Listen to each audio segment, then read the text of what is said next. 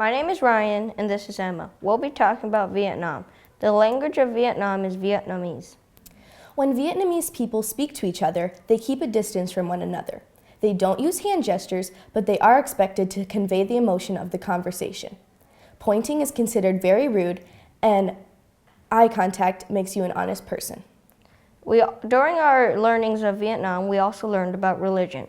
Most of the Vietnamese are Buddhist, while there are people who are Catholics and Protestants. Class is not generally discussed in Vietnam. Since the revolution of 1945, class has generally been eliminated from Vietnam. Although there are differences between poor and rich, class is not discussed in Vietnam. We also learned about ethnicity. Viet is the largest ethnic group in Vietnam. There are 54 smaller ones, but Viet is the biggest. Male and female relationships. In the traditional Vietnam society, men are favored over women, though now in the more modern society, they want gender equality in Vietnam. In the work field, women work just as hard as men, though men are still the superior, especially in rural areas or ethnic minorities of Vietnam. The way you dress in Vietnam depends on where you work. If you work for the government, you'll dress very formally and tidy.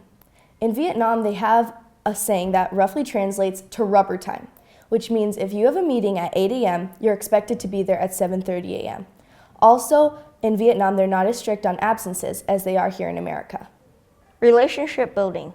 To work with someone, you must be able to trust them. Vietnamese will only cooperate with someone if they think they are honest and trustworthy.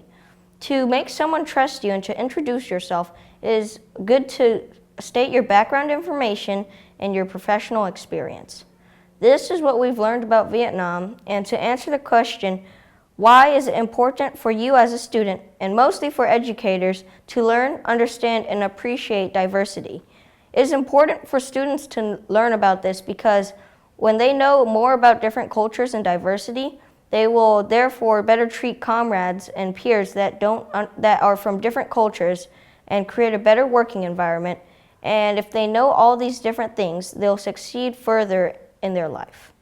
Why it's important for educators to know this is because you can't have a successful class without having different gender and religions and also cultures. So if they know different things about each one, they'll be able to educate each one personally and work with and around those cultures.